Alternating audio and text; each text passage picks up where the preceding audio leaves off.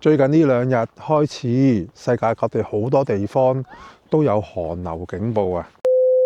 今日呢，我就想同大家分享喺凍嘅時間，我哋有5件事一定要注意嘅。第一件事，我哋先講個人嘅穿着裝備啊。雖然係天氣凍啫，但係我哋都要出街噶嘛。好似今日咁好天，陽光普照嘅，但係好凍嘅。而家係大約係零下2-3度度，我哋都要出嚟做下運動，去行下山。咁我哋要點樣着衫，令到我哋自己除咗保溫之外呢，係有個安全㗎嚇。第一件事一定要戴冷帽啊！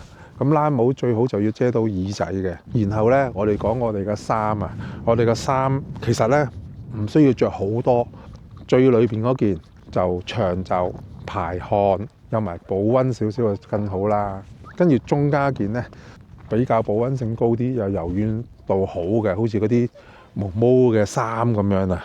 外邊嗰件啊，重要嘅都係就係有擋風啦，同埋防水又係有保溫效能嘅。咁呢個配搭呢，3件衫就可以捱到好凍嘅地方噶啦。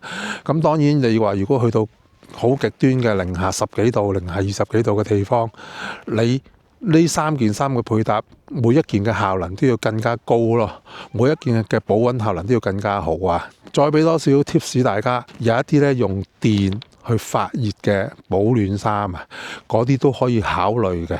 不過又要用電嘅嘢呢，就要考慮個電池可以捱到幾耐。褲亦都一樣，如果有需要嘅呢，就着2條褲，除咗內褲之外啊，着2條長褲，一條呢就係保溫排汗，着喺裏邊嘅貼身啲嘅，另外一條呢就最好有擋風效能嘅褲啦。咁跟住就到對鞋，最好就着有防水功能嘅鞋。如果你一路長期都喺外邊度行，好似我哋行山咁樣都有雪嘅地方，對鞋濕咗入隻腳裏邊呢，就好危險嘅一件事嚟嘅。隻腳趾咧會凍傷嘅，所以佢鞋防水係好緊要啦。襪咧最緊要透氣，因為你行得耐咧，其實都會出汗嘅喎。出汗咧，你啲腳咧都會濕㗎。如果你啲襪唔透氣咧，風到密晒，濕氣咧就會留咗喺腳嗰度。咁再凍起上嚟咧，啲濕氣咧會結冰嘅，跟住你嘅腳咧又係好有機會會凍傷，好危險㗎。仲有就係個手襪啊！嗱，而家我帶咗2對手襪，因為我要出嚟拍攝啊。咁我裏邊呢一對羊毛手襪，出邊呢嗰對呢就比較薄嘅手襪。我因為要拍攝呢，所以呢我嗰啲手指呢要撳到嗰個電話啊，所以呢對手襪呢就唔係咁啱嘅，應該要帶翻對厚啲嘅手襪，同埋嗰個手襪嘅功能都係要防水擋風咯。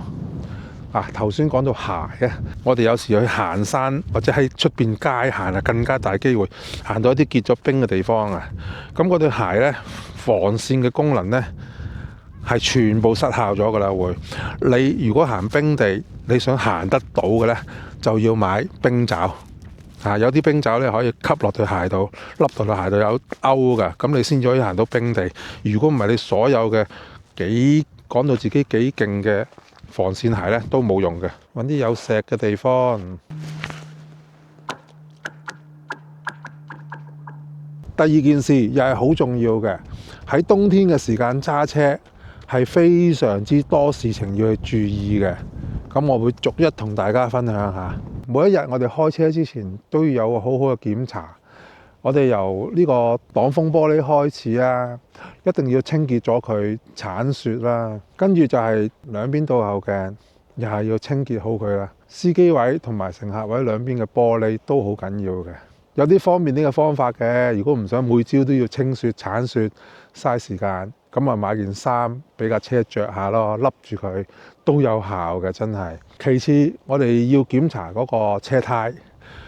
有啲地方呢，佢哋冬天嘅時間會換咗4季胎，有啲地方呢就未必嘅。好似喺英國咧，我哋1年都係落2-3場雪，近呢幾年，咁就好少人用4季胎。咁車胎嘅紋啦，哇，光頭胎就真係好大鑊。好多人都興揸電動車啊！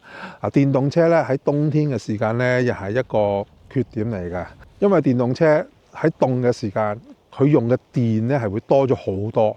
所以如果諗住揸長途車呢，或者你架車出車嘅時間個電量跌到好低，可能得返30%、20%，咁啊一定要注意啦。唔好諗住哇，平時我架車出車時間可以佢俾我睇到行到50公里喎，咁我而家都係諗住去30公里嘅地方嘅啫，來回。咁啊，大安旨意照出車，咁好多時喺凍嘅時間呢，佢個用電會多咗，個電會跌得好快。你仲要開暖氣喎，同埋仲未預可能塞車，因為如果路面積雪啊或者結冰呢，好多時嗰個意外率就高好多，咁咪會塞車。預電呢又要預多啲咯。咁其實油車都應該係做同樣嘅嘢嘅，因為當你架油車係塞車嘅時間，你都要開暖氣，你個 engine 都要着住㗎，你唔可以停咗㗎，因為冬天呢，保暖呢係好緊要咯。有啲更極端啲天氣嘅國家呢，譬如好似加拿大啊、北海道呢啲，經常都落大雪，積雪比較厚嘅，咁鏟雪車亦都未鏟得切嘅，或者有時我哋要上山嘅住嘅地方，咁呢，仲要加埋預備一條雪鏈啦，就更加好啦。因為雪胎有啲地方咧都未必行到㗎，同埋最好有條後備嘅過乾籠啦，我嚟搭電嘅。因為電呢喺凍嘅環境呢係一個好大嘅壓力嘅，好似我哋而家用緊嗰啲相機啊、電話啊，你喺凍嘅環境呢，嗰個電呢係跌得好快嘅，係好快冇電嘅會。喺車裏邊咧都要預備一啲物品嘅，額外嘅御寒衣物，一個一定要有嘅，同埋預備一啲食物，夠你12個鐘頭嘅食物、水、一啲保溫嘅物品，例如一啲嗰啲保溫包啦，一拍就暖嗰啲啦，或者嗰啲發熱貼啦，預備一啲呢啲咁嘅物品喺架車裏邊。真係萬一喺公路裏邊遇着大塞車，塞你10個8個鐘頭，一啲都唔出奇㗎嚇。睇翻啲資料咧，2018年喺蘇格蘭經歷咗一場大風雪啊！咁公路上面啲車咧完全都行唔到啊！咁救援人員花咗5個鐘頭啊，先至去到慢慢清理一啲車，變咗嗰啲人就逗留咗喺架車裏邊5個鐘頭啦。如果咩都冇預備，架車嘅暖氣又運作唔到5個鐘頭咧，係真係凍到無法想像嘅。咁呢啲事情咧唔係偶然㗎，係其實每一年咧都會有唔同嘅地方發生嘅。啱啱對上個禮拜啫嘛，日本又係有個交通意外啦，幾十架車撞埋一齊，咁後邊條路咧又係會塞咗好幾個鐘頭㗎。揸車咧喺冬天裏邊非常需要注意安全。咁第一同埋第二件事咧係我哋最緊要注意嘅。咁之後嘅事咧好似唔係咁緊要，但係其實咧都好重要嘅。第三件事我要講嘅咧就係喺我哋屋企裏邊，冬天嘅地方係通常會有開暖氣啦。開暖氣咧用氣體嘅暖氣或者用電嘅暖氣。古老啲嘅屋咧，可能有啲人仲係燒緊柴嘅，用緊煙通嚟燒柴嘅。因為所有燃燒嘅氣體、燃燒嘅取暖嘅工具咧，都會產生呢啲一氧化碳出嚟嘅。咁佢哋一定會有啲煙通，有啲排氣口嘅。即係除咗你燒炭要有排氣，其實我哋燒煤氣啊、燒天然氣咧都要有排氣口嘅。發生過有啲意外咧，就係有啲地方落好大雪啊，咁嗰啲排氣口咧就對出咗佢屋嘅出邊噶嘛。原來啲雪咧就遮咗個排氣口啊，塞咗啊，嗰啲氣咧排唔到出去屋外邊咧，就會入翻間屋裏邊，就會產生一氧化碳。咁一氧化碳咧就無色無味㗎，到人體吸入太多一氧化碳嘅時間咧，就會即時昏迷咗，跟住就命都冇埋㗎啦。咁呢個係要注意嘅。咁我哋有咩方法避免呢？第一個方法咧就係當有落大雪嘅時間，哇！你見到你屋頂都積晒雪啦，有層厚嘅雪啦，咁就順便留意埋嗰條出氣排氣口有冇積咗雪呢？有積雪咧就揾把掃把撩一撩佢，清一清啲積雪佢。同埋你會肉眼咧見到有啲煙噴出嚟㗎。如果你煙噴唔到出嚟，咁可能真係又塞咗㗎啦。有個方法咧就係裝一啲測量一氧化碳嘅儀器咯。其實好多屋都有㗎，我哋英國嘅屋咧其實都有一氧化碳嘅儀器。一氧化碳量過高咧，佢就會響嘅。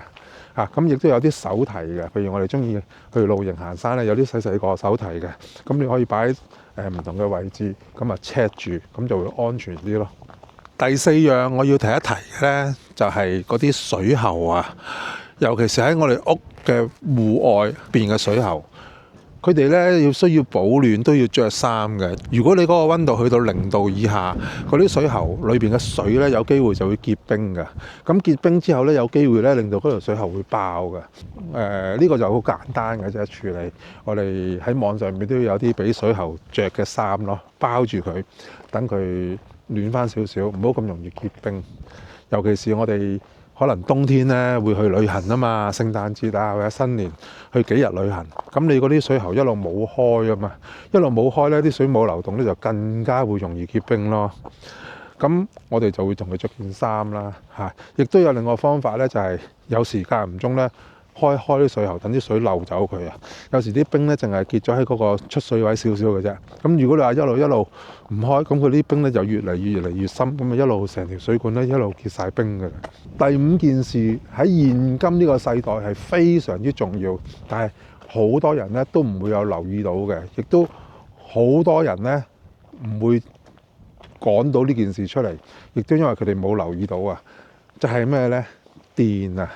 而家喺個現今世代，我哋好多時咧冇咗電咧，可能生存唔到㗎。點解呢？好似我哋譬如出街，某啲地方、某啲城市，你一定要帶住個電話喺個身度㗎。你搭巴士要用個電話去俾錢，你食嘢要用個電話去俾錢。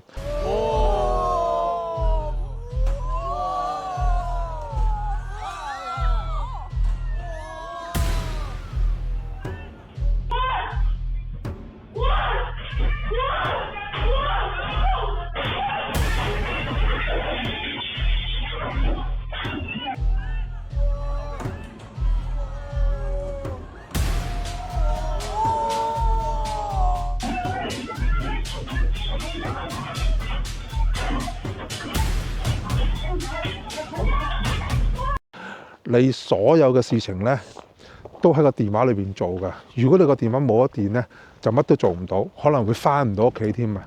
咁點解要提到電啊？因為喺冬天嘅時間呢，你留意下，你個電話用嘅電呢，都會跌得快好多㗎。因為我哋習慣咗啊嘛，每日都會用個電話，大概都知道啦嚇。好多人可能我個電話用到4、5點到晏晝就冇電㗎啦。咁我有個尿袋幫佢補一補電，咁啊一路捱到夜晚。咁但係冬天嘅時間呢，可能佢1點鐘就已經冇電啦。你加埋個尿袋之後呢，再補埋電之後，可能黃昏嘅時間已經唔夠電。跟住同朋友食埋飯，翻屋企嗰陣時間搭巴士都唔到咯，個電話冇晒電啦，咁就麻煩啦。講開電呢，我又分享一下，而家市面上好多用電嚟發熱嘅東西㗎，好似電暖氈啦。我哋而家喺屋企，成日話嗰啲煤氣費好貴啊，或者啲電費好貴啊，整暖間屋呢係好貴嘅能源。咁我哋瞓覺呢，用電暖氈，因為電暖氈用嘅電呢，電力呢係好低㗎，好慳電㗎。所以咧，你瞓覺之前將個電暖氈開咗，甚至乎成晚都開，咁你屋嘅暖氣咧就可以唔使校咁暖咯，唔校咁暖咪慳啲燃氣嘅費咯。譬如我哋出街咧，又唔想着咁多衫，哇腫晒咁樣着到好唔舒服啊嘛。咁你買啲發熱嘅背心、發熱嘅手套、發熱嘅襪，哇！而家係好方便嘅，不過你個成身咧就要孭住可能2、3個嗰啲儲電器啊，嗰啲尿袋我哋叫做。如果我哋身上面有啲咁厚嘅羊毛咧就好啦。佢哋咧咁凍嘅天氣都唔使着衫喎，哇！仲好似好 enjoy 呢啲天氣咁樣啊。講到呢度係咪好長氣啊？呢啲關乎安全嘅嘢咧，千祈唔好嫌聽得多睇得多啊！我講多一個例子啊，發生喺2016年。香港啊，唔會覺得好凍咯啩？大部分人都應該點會落雪啊？咁當時就係一個跑山嘅比賽啊，Hong Kong 100。大部分人喺臨到尾段嘅時間就經歷咗一場咧世紀嘅寒流啊！當時山上面嘅溫度咧跌到零下6度、7度㗎。咁有好多參賽者翻到落嚟咧，都話喺大帽山上面係見到有落雪㗎。咁當時香港嘅天文台就唔承認啦。咁可能佢哋亦都冇人喺上面親眼見到。咁但係咁啱，因為有場比賽就係好多人都喺山上邊啊嘛。